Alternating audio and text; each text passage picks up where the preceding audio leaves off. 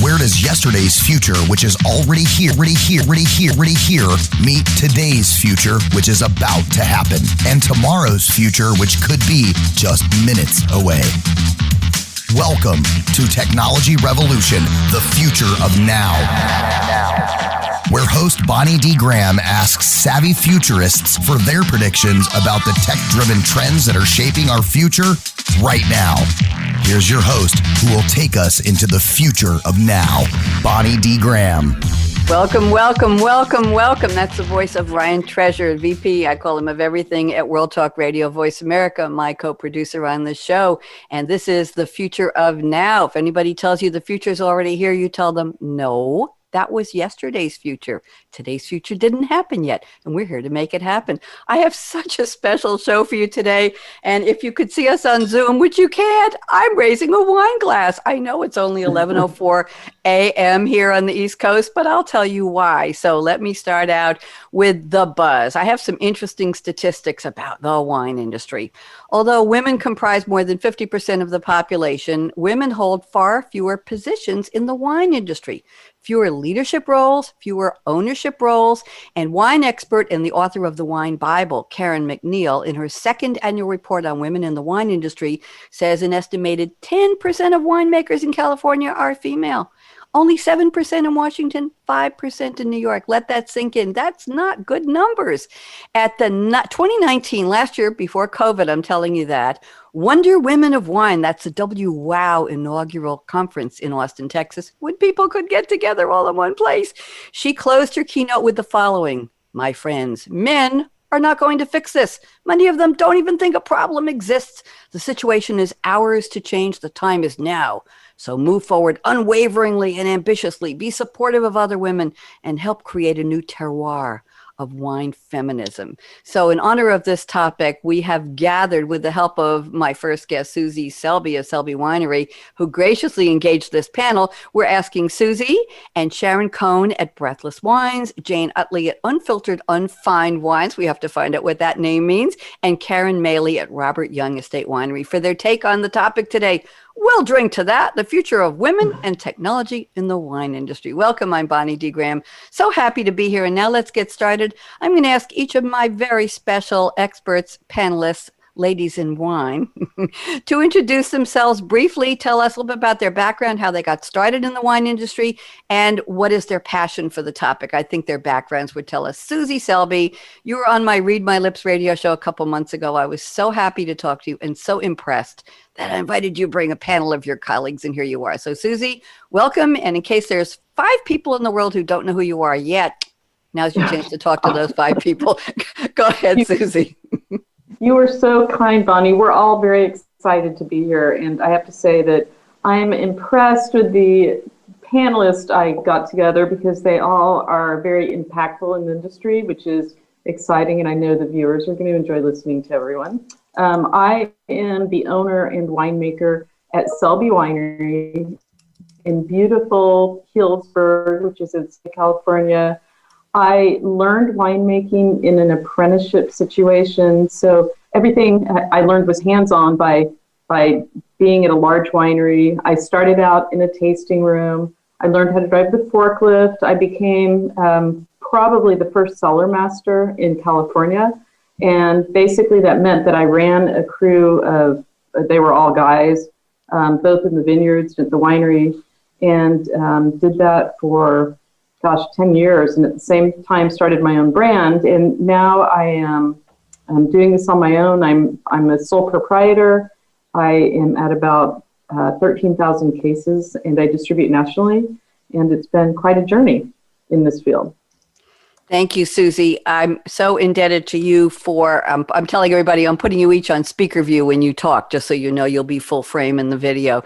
I'm so indebted to you for this. And Susie, as I mentioned in my quote from Ms. O'Neill, Ms. MacNeil, I don't think any of us outside of wine really knew that there was an issue with women getting jobs or becoming managers or starting your own winery. I don't think anybody really knew that. We think of what's a good winery? What's a good bottle? What do we want to drink? What do we want to order? What do we want? We never think about behind the scenes. So maybe we'll raise some awareness today in addition to raising a glass. You think that's a good idea, Susie?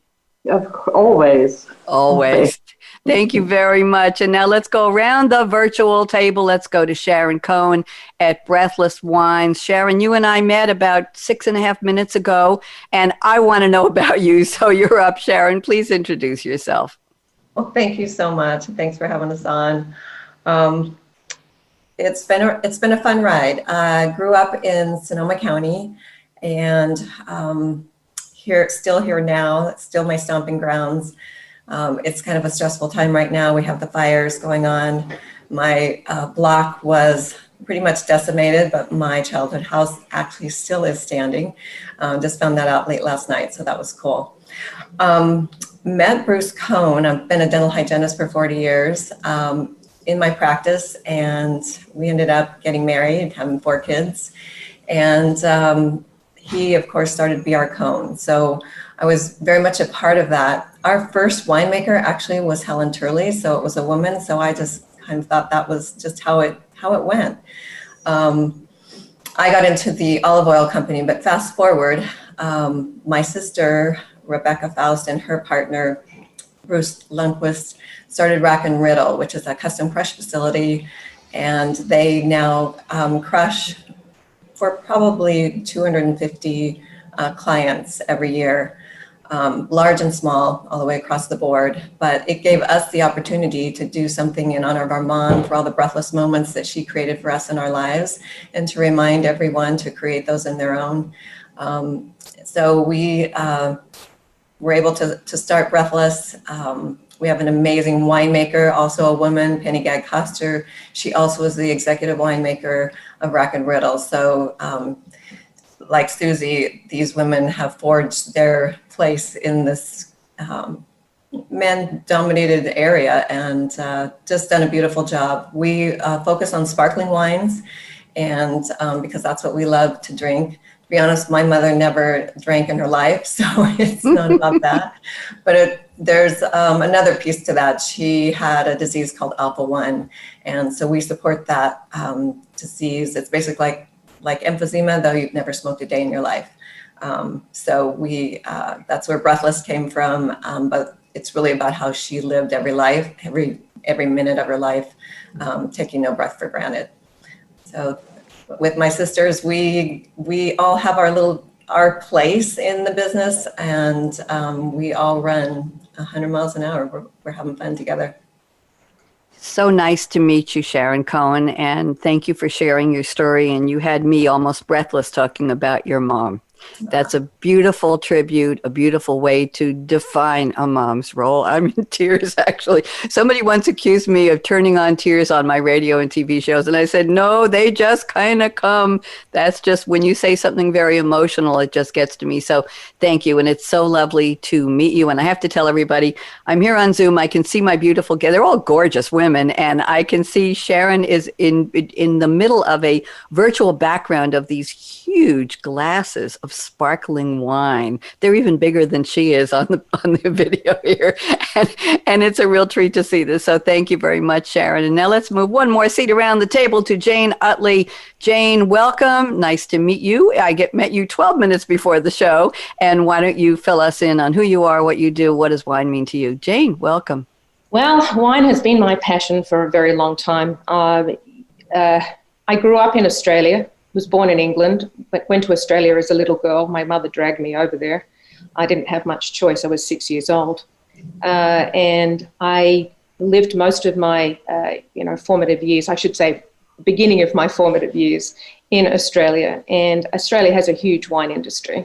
So when I grew up enough to be able to drink, I started drinking Aussie wines.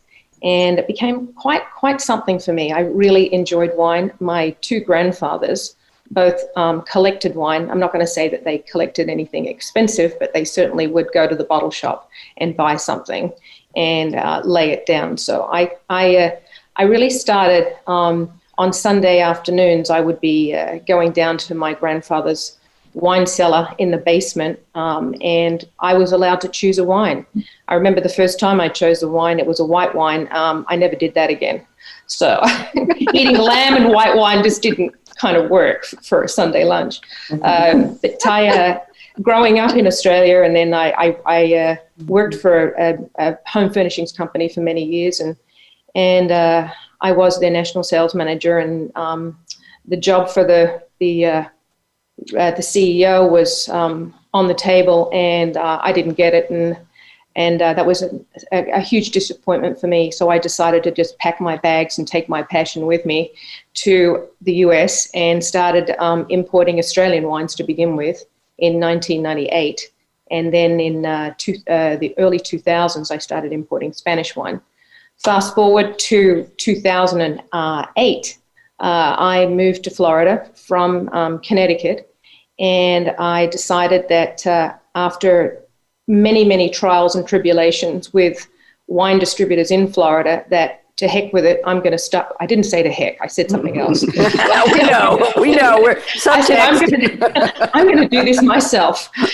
So I started, I founded Unfiltered, Unfined Wines in January of 2008. And we're 25 strong. I have 7 women who work with me, and 17 guys. I was actually looking at those numbers, actually 8 women and 17 guys. I was looking at those numbers, I'm thinking, I really need to do a little bit. I don't need to get rid of any of my guys. They're all great. I just need some more women on board. The name Unfiltered Unfined Wines, it's a kind of weird story. I had another name I wanted, and I can't even remember what that name was. But when I went to register whatever that name was, that's taken. So I just went, you know what? I really like wines that are unfiltered and unfined, or unfined and unfiltered. So that's why I called it Unfiltered Unfined Wines, because the name was available. So that's how it happened. Normally people would go like, let's call it AAA something. So we have a puppy joining us. I have a question for you, Jane. Thank you so much for your story. Absolutely charming. What does unfined mean? UNFINED in terms of wine. I don't know what the word is. Susie can probably explain that a little better than I can, but basically, when during the production of wine, or at the time it's going to be bottled, we go through a process, or a winemaker goes through the process of fining the wine. So taking out some little bits and pieces. Would you say, Susie? Impurities in the wine, or proteins. So. So the wines, most wines, or white wines that I know mostly are definitely fined.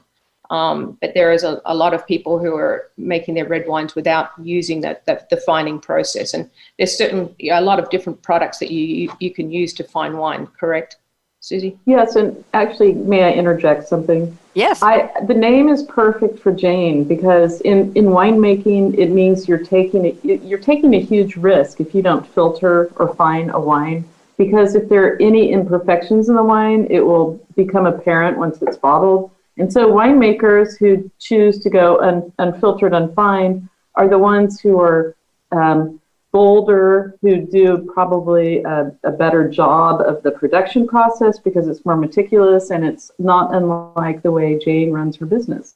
She takes risk and she does it extremely well and boldly puts it in the bottle. It's impressive. Thank you. You had a nice tribute there, Jane. Thank you, Susie. Whenever anybody speaks, you will become the speaker on the screen, and that's just fine. That's great. Thank you, Susie, for adding. And Jane, pleasure to meet you. Karen Maley, you're up next. Karen, you're in a field. You're in a vineyard. I see your virtual background. I think that was your dog barking. You want to bring your Yes, puppy? my apologies. No apology needed. Zooming in COVID at home is I know. What's the name of your dog? Yogi. He looks like a little bear. Oh, how cute. So I've got another name for him right now, though. Karen, it's fine. So Karen, why don't you introduce yourself to our audience, please? Go ahead. We want to meet you. So I am currently the general manager at Robert Young Estate Winery. And that's owned by a family. They've owned it for over 160 years, and they're one of the largest growers, family-owned growers in Alexander Valley, just a tremendous family. I grew up in Toronto, Canada. And out of school, I went to work for Procter & Gamble. I was interested in marketing at the time. It's a wonderful company, wonderful training. But about 3 years in, I realized, geez, I'm expending all of this creative energy selling deodorant and, dandruff shampoo. So I get a call one day from a headhunter, and the headhunter says, would you be interested, and this is, by the way, in January, in the middle of winter in Toronto, and they say, would you be interested in working for the world's largest winery in their international division based in California? Wow. Okay, my bags are already packed. Wow. Yeah, now that was for Gallo, and that was just an incredible experience working in Asia Pacific. Talk about being the only woman in the room. I've also started my own winery. I was a founding partner of a small winery as well, and then also worked remotely for big companies that were starting new startups in the wine business. So I've worked in many, many different jobs in large companies and small companies, but it is a fantastic, dynamic industry. It's great when you're trying to do a startup because people want to invest in the wine business. They want to sort of have a little piece of it, which makes it much easier. Karen, question for you. How in the world do you work for a consumer products company, one of the biggest in the world, and get a call from a headhunter out of the blue who says, would you like to go manage a winery? Anybody looking for a job anywhere in the world, not just now during COVID, I think our listeners are saying, how in the world did somebody put the dotted line from one to the other? So do you have any clue why? Were you looking for something in the wine industry? Was this just out of the blue or out of the vineyard? It was out of the blue, but so this was back in the 90s. And so at that point, there were a lot of the bigger wine companies, and Gallo's the biggest winery in the world, wanted to sort of increase the professionalism in their management team ranks. And so instead of having people come up all the way up through the wine business, they started to, as a bigger wine company, they said, okay, well, we're really almost in packaged goods at this point on nationally distributed wines on grocery shelves. So they went and sort of plucked people from marketing from companies that had a reputation for great training. So that's, I will tell you to this day, do you know when some people, they graduate from Harvard and they always want to tell you that they've got a Harvard MBA? People still mention the fact that I started at Procter & Gamble. Wow. Fascinating career trajectory, Karen. Thank you for sharing that. Sometimes I find the backstories of my guests, Susie knows this, are so fascinating. I do shows about the future of mobility and manufacturing. Used to do a show called The Future of Cars. And when I had a panel of women in automotive a few weeks ago here. This is not a women-focused show, Tech Revolution, but I still find these topics fascinating. And I would ask them, how did you get started in automotive? Like I asked all of you, had to get started in wine.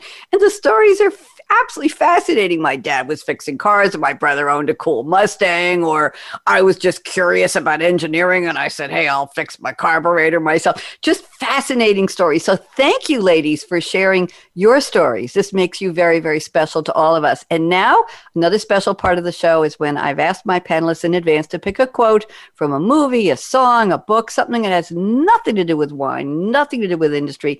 I'm going to read the quote with a little background and ask them to tell us how in the world they picked the quote they did and what it has to do with our topic. So Susie Selby has picked a line that is so iconic. It was an ad-libbed line used many times during the filming of the movie Jaws. Da, da, da, da, da. I do it terrible in prison. Da, da, da, da, da, da, da, da. 1975 film.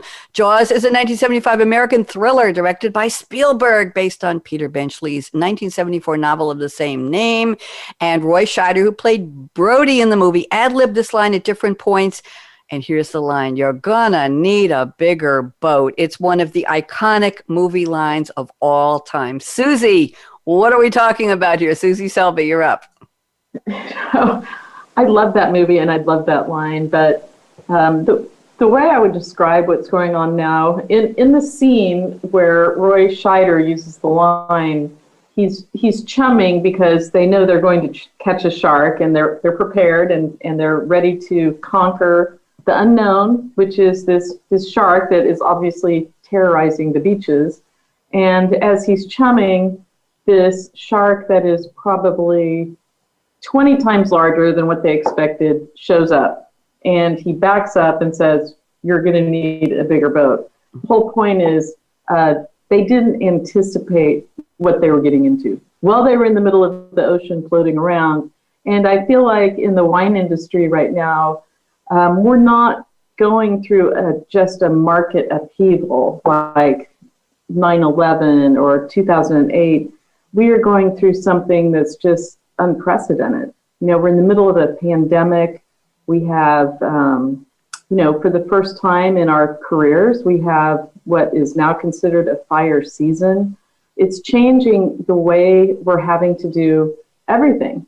And, at some level, it's good when there's a higher learning curve, because I think it keeps us all on our toes. And, we're learning even how to manage workers in vineyards during COVID and things like that. But the bottom line is this was just so unforeseen. And sometimes it feels like you're in the middle of the ocean in a boat that is way too small. And that's why I chose the movie line. Thank you. We love the movie line. And did you know that it was ad-libbed by Roy Scheider and that he just kept doing it over and over again during the movie? No, I didn't know that. And I love the description when you wrote it. And well, he's fighting a man-eating shark. Yes. And by the way, he was the police chief, Martin Brody. Yes. Fascinating. Thank you. An iconic movie. And I understand there were scenes that were written slightly comedically and that Spielberg went back and made them scarier. He wanted to really, really engage the audience with it. Oh my God, what's that? He wanted people to have nightmares. So very, very interesting. And this ad lib line apparently was just, "You're going to need a bigger boat." It was just something that came off the top. Sometimes those are some of the best movie lines, and we're probably not supposed to know that they made them up. But when you watch some TV shows, I think you think, that couldn't have been in the script. That was just too good. So thank you very much, Susie. Let's move around the table to Sharon Cohn. And Sharon has picked a line from the song Hope for the Future, written by Sir Paul McCartney. We'll be formal with him today, Sharon.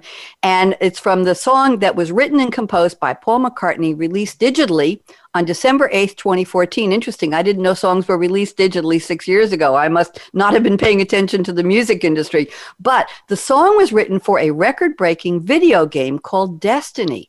And it was originally only available within the game. The game was so popular, it sold more than $325 million in its first 5 days. And there's all kinds of lore about why and how McCartney wrote the song. Here are the lines Sharon has selected. Hope shines brightest in the dark, where nothing's ever seen. Lighting undiscovered places nobody's ever been. Hope for the future. Oh, this is beautiful. Sharon, I've got goosebumps. Sharon, talk to me. Well, it just spoke to me about my background being in science and dental hygiene, where I really think that we need to look more and have more experts come on board and look at the issues that we're working with. As Susie said, we have a fire season. Working with COVID has made our world a whole different world. We have a tasting room, and one day we're packed, and the next day, we can't breathe for the smoke. Yeah. And so, just adjusting to even being able to have people in your tasting room has been a full-time job. One of the things that we're looking to do right now is seeing how we can spread Breathless in other areas in the world, and looking at other options for marketing. So I just think that we need more scientists to help us, experts that want to jump in. I'm loving that women are getting more involved. I think it's going to be very tedious, but I can see drones, being able to detect the mildew, the smoke taint, the pests that we have already. And just being able to figure out irrigation. We've had some very interesting and scary incidents with our irrigation where it's catching on fire and heading towards the wineries throughout the vineyard. And there's nowhere to put it out because it's underground.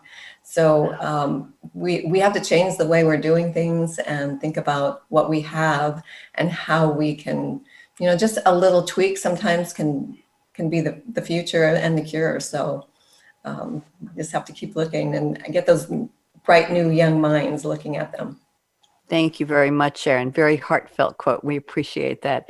Jane has picked a quote that's popularly attributed to Sir Winston Churchill, but historically speaking, it's been around since a newspaper article in the St. Louis Star-Times in 1937, not attributed to anybody, and on and on and on. So we'll just go ahead and say Sir Winston Churchill said this. Okay, Jane, we're not going to dispute it, but quote investigator, which is beyond Wikipedia, that's my second quote unquote Bible of looking things up. They said, nah, probably wasn't Churchill. But we're going to say for the purposes of today, we have to give a name. So it belongs to Churchill. Listen up, everybody. Tact.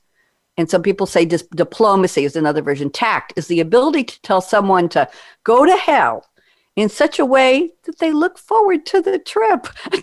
Jane, rescue me here. Talk to me. How in the world did you find this? And what are we talking about regarding women in the wine industry? Jane?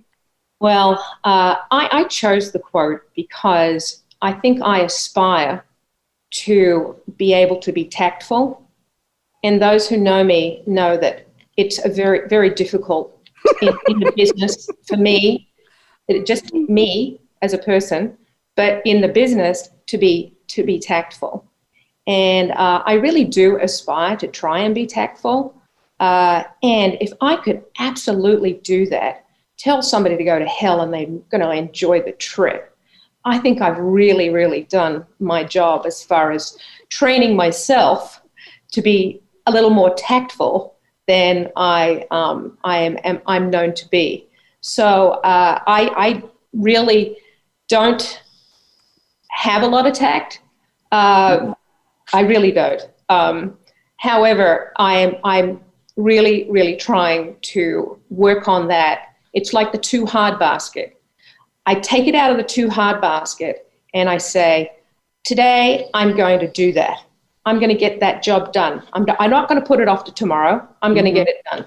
So tact is something that, has been in my too hard basket for a very long time. And, in what we're going through now, it's very, very important to have some tact and have some grace because we're all in the unknown. We don't know what's going to happen tomorrow. We don't know what's going to happen. We have hurricanes here in Florida. I would love to send my hurricanes to you guys. I really would, because at least it's going to, have torrential rain episodes for you. But tact is my it's the one thing that I really really, really aspire to. Jane, I have a question for you. First of all, if you tell a hurricane, go to hell, that's in the direction, go west, young hurricane. That's California. Would you get out there and save my friends' wineries? That would be a good way. And the hurricane will say, yeah, we were thinking about that anyway. We're going. Wouldn't that be cool? I've never heard of a too hard basket, but I like that. I think it's related to procrastination. But Jane, do you think it's important? In my intro, I read about not enough women in the wine industry. And that's a little bit of what we're talking about today. Do you think women are expected to be tactful and diplomatic when they enter a very long male-dominated industry? Just quickly, Jane, what do you think? I don't think so. I think everybody needs to act as themselves. I just happen to own a wine distribution company in Florida, and I just happen to be a woman.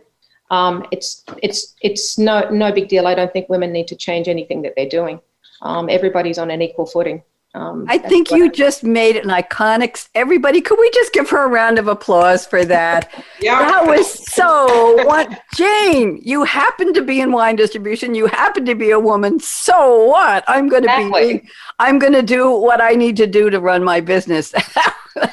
That was a quotable moment. You got to look for that in the video. Let's see. It's somewhere around, about 32 minutes in, so you can find that.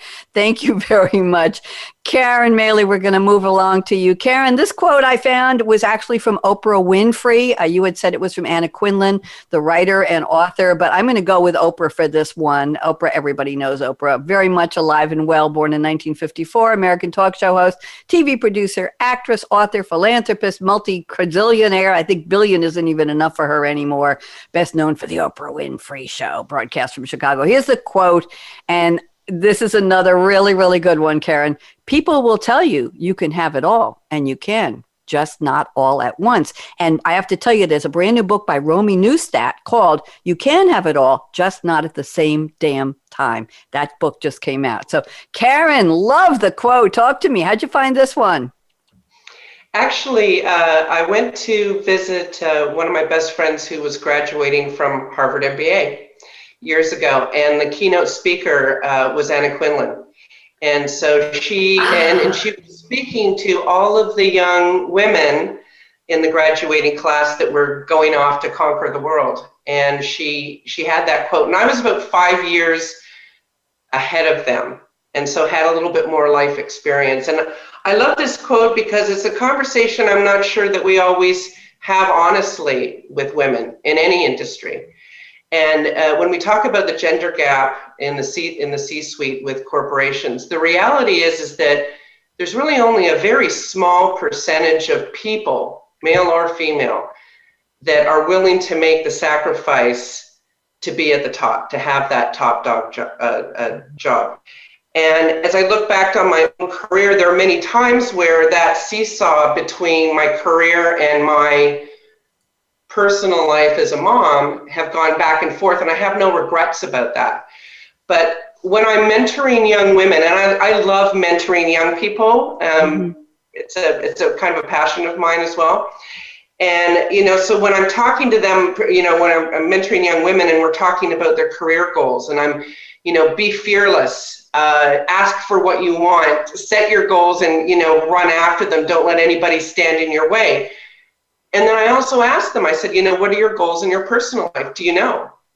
But if you don't know, you should figure them out, because you should have similar goals in your personal life, because there's a chance that as you're hard charging in your career, you may get to your 30s and realize you hadn't carved out a space for that part of your life as well. And again, that's a conversation I'm not sure that we feel bad somehow about having with women. And I don't think that's the case. I think we should be very conscious about it.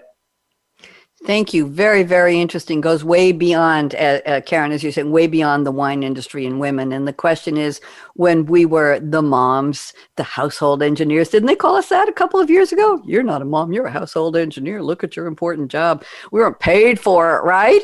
And some of us, like me, a very young divorcee, had to go back to school, get a couple degrees, get a full-time job, handle 2 kids, 3,000 miles from home, 5 locks on my door because I'd never lived alone before, taking care of my kids, starting a new career in a burgeoning. I was a computer programmer, mainframe programmer back in the late we're not going to tell you when, back in the key punch days when a computer was the size of a friggin' warehouse. That's how big it was. It was in a warehouse, basically, in a huge room with lights and blinking lights. And there was a whole separate, it wasn't just this little thing sat on your desk.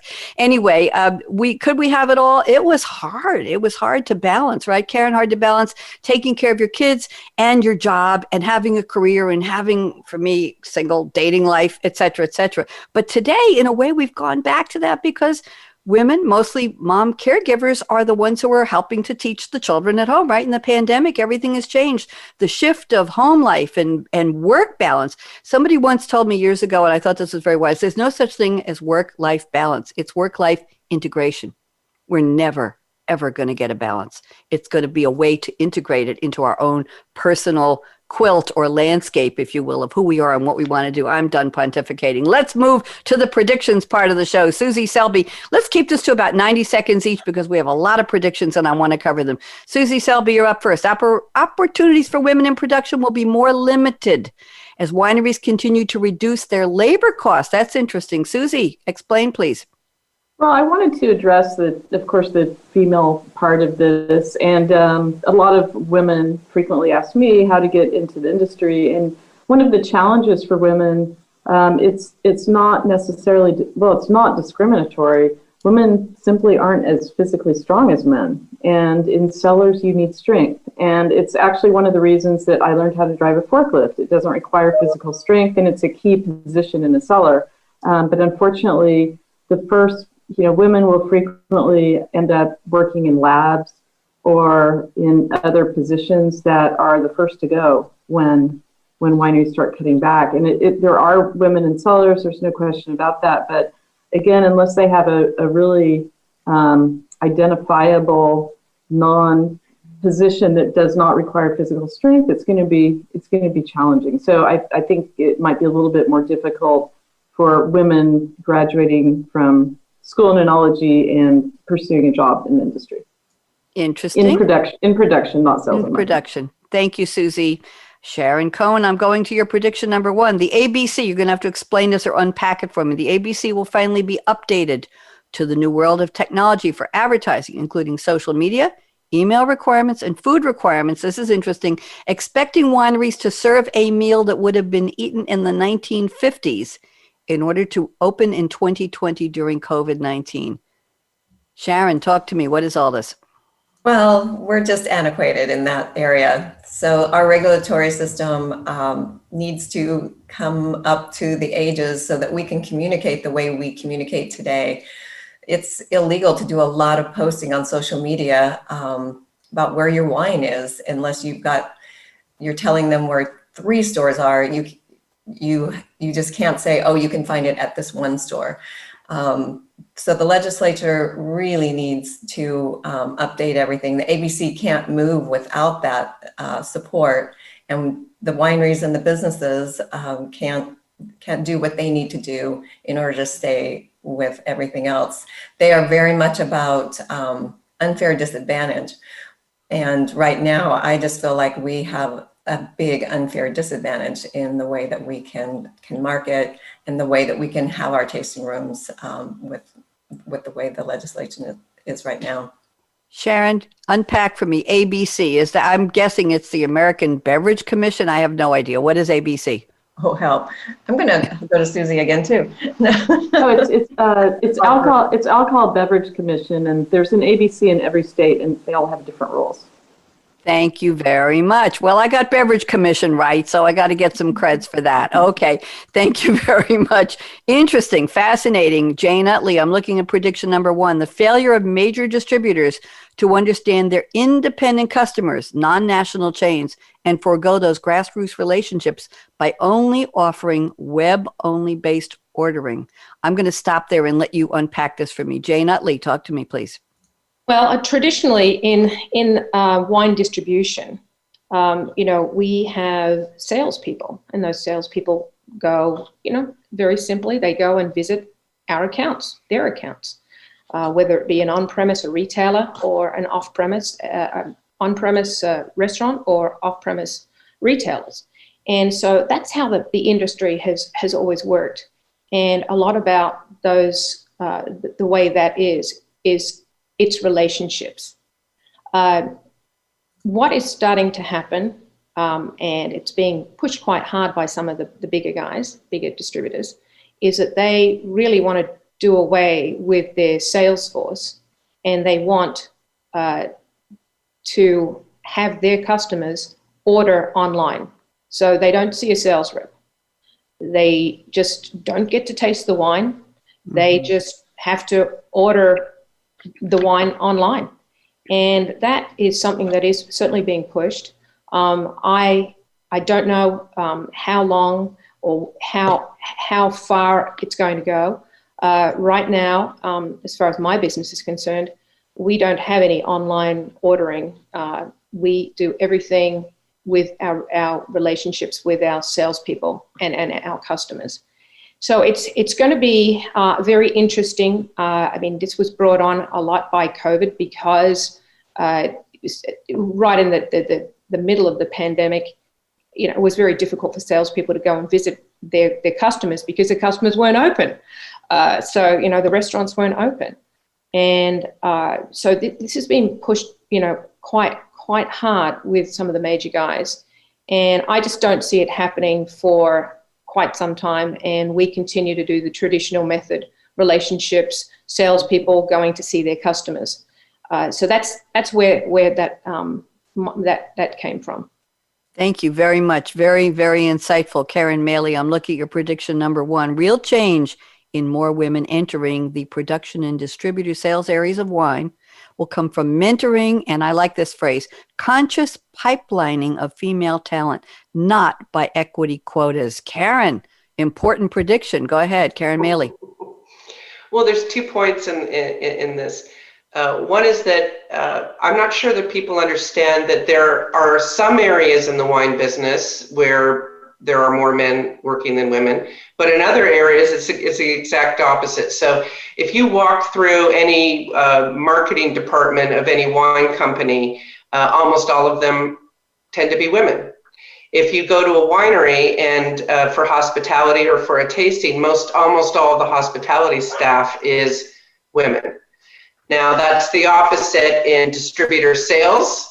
It's changing, and there's more women now than there were when I first started, and also in production. But the second point in here is sort of my belief is that I'm a big believer in equal opportunity for people. I am not a fan of guaranteeing outcomes. And so my point of view is if I run a winery now and I oversee production.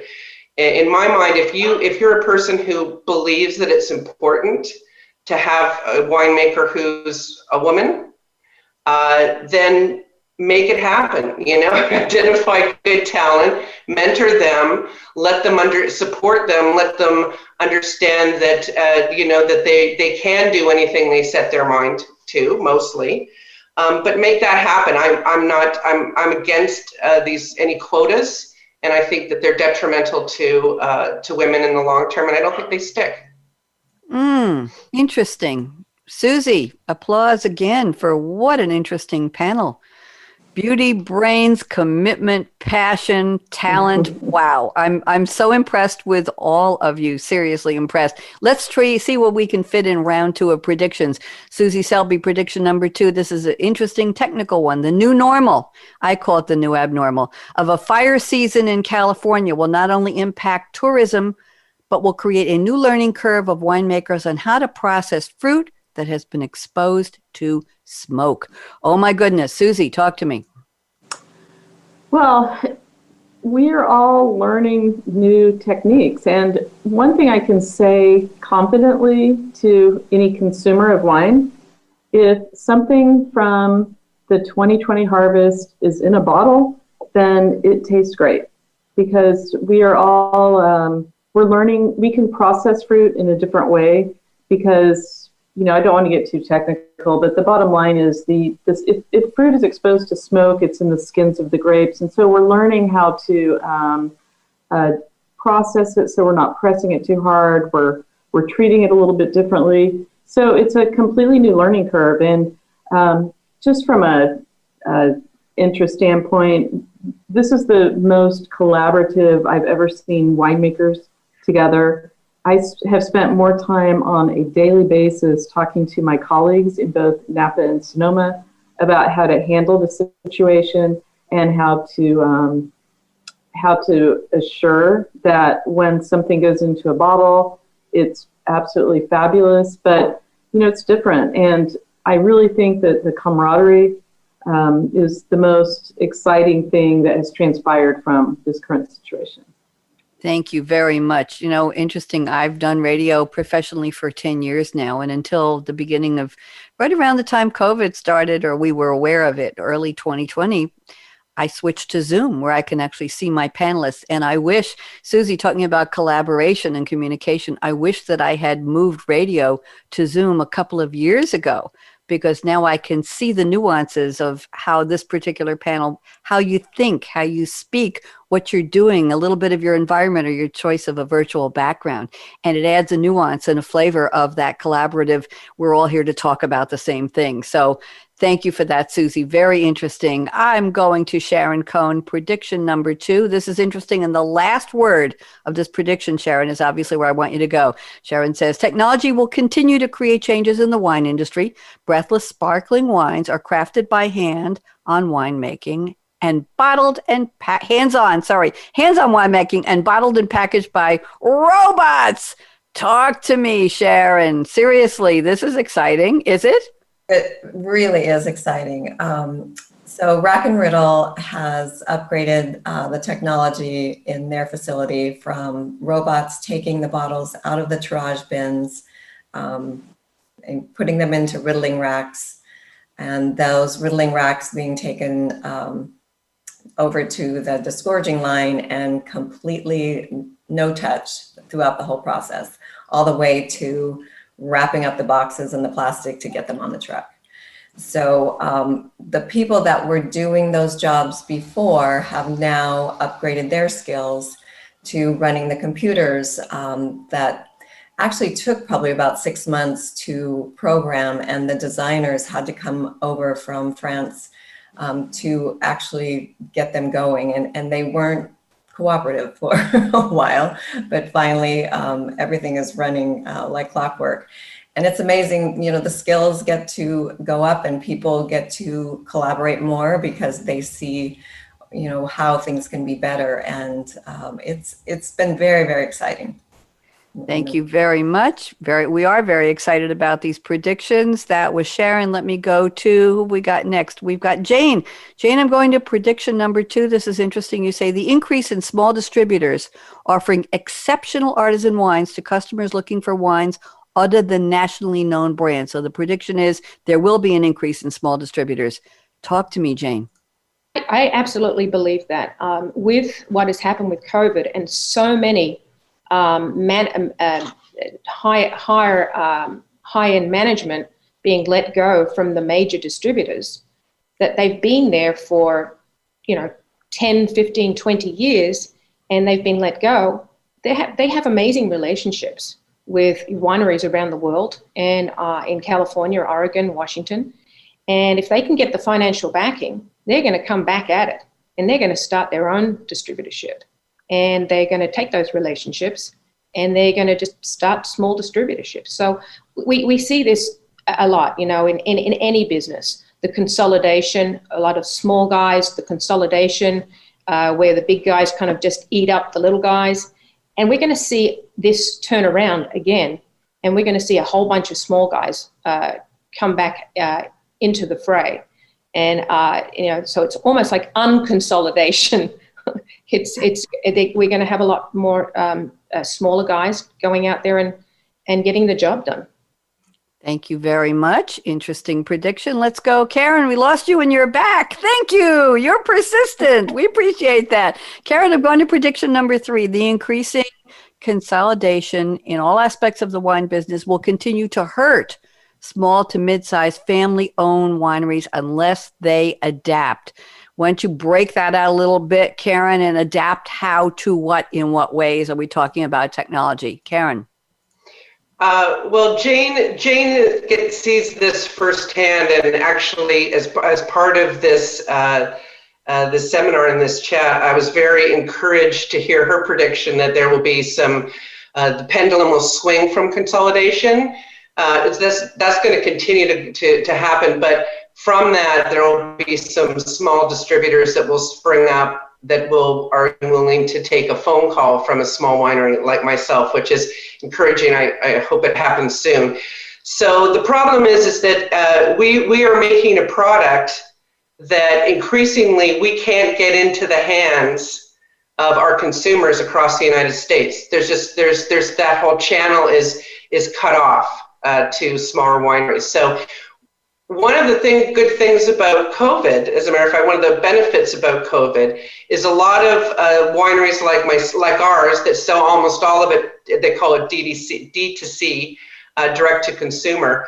When we couldn't have people come to the tasting room, we had to really muscle up our energies with online selling. Online Zooms, tastings, email offers to our group of consumers. And many of us were actually shocked at how successful it was. Our revenues are actually up 20% versus a year ago. And it's because we were able to pivot very, very quickly and in a very focused way to mine, to reach our consumers and get them the product directly, as opposed to trying sort of to swim upstream through the normal distribution channel.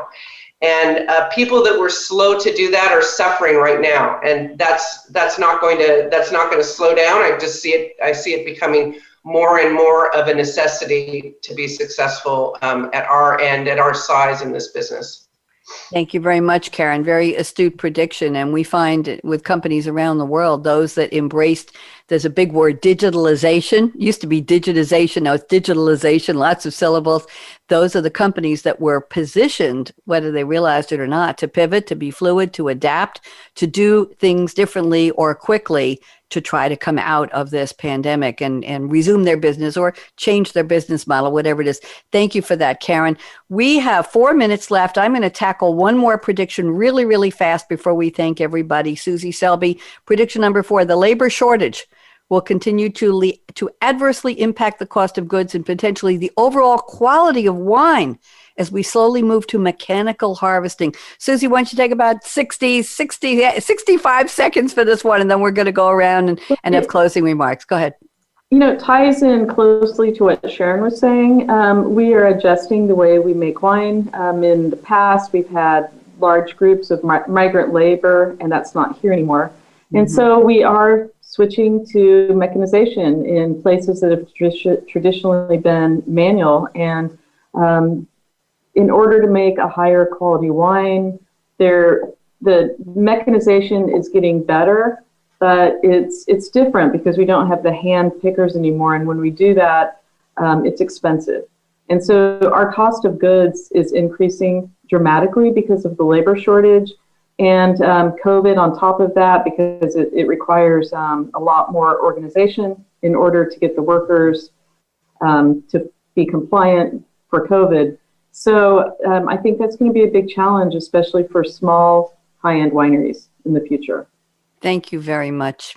Ladies, I'm going to give you each one sentence prediction or wrap up for what's going to happen between now and, let's say, 2025 for your company or for the industry, and women and tech in the wine industry. So Susie, one sentence each. You can make it a long sentence with one comma in it, but that's about it. Susie, one sentence, wrap up. Go ahead. The wine industry will always be a popular destination, no matter what the circumstances are. And I encourage everyone to support the California wine industry, Sonoma County and Napa in particular, and to continue to visit us. And if you want to help us during the fire season, we need you to come and we need you to stay in our hotels, and we want you here. Thank you. That one sentence each, Sharon Cohn, one sentence. I just think we're going to look in those dark places to find the light and to turn the technology into our favor so that our consumers can continue to enjoy the fabulous product that we produce. Thank you. I agree. Jane Uttley, one sentence. Generational change. That is what is going to happen. The kids have grown up and they are going to experiment. They're not going to drink what their parents were drinking. So there's great opportunities out there. Thank you. Karen, last sentence, one sentence. Veet. Fasten your seatbelts. We're in for a bumpy ride. How did you know that's how I end all my Game Changers radio shows? But this is not. Did you really? Yes, I always say fasten your seatbelt. What are you waiting for? Go out and be a game changer today. I know I've been doing that for 10 years. You listen, you peaked. Okay. I wanted everybody, round of applause for Susie Selby. Susie, you picked an extraordinary panel. I am so honored that all of you wonderful ladies, you smart, brilliant people who are so passionate about what you do and so savvy and so committed. I'm honored that you spent the time with me today. And Susie, you are a wonderful person and a wonderful friend. So thank you so much for this, Susie. And I want to thank Ryan Treasure, my co-producer. And I want to thank Aaron Keller. Yay for Aaron, our engineer extraordinaire. Thank you, Aaron. He calls himself my sidekick, and he does deserve that title. So thank you, everyone, for tuning into Technology Revolution. The future of now. Remember, the future of now, it didn't happen yet. We're all an important part of making it happen. And let's make it a better one. Bonnie D. Graham signing off. Bye-bye. Everybody wave. Thank you for joining us for Technology Revolution, the future of now.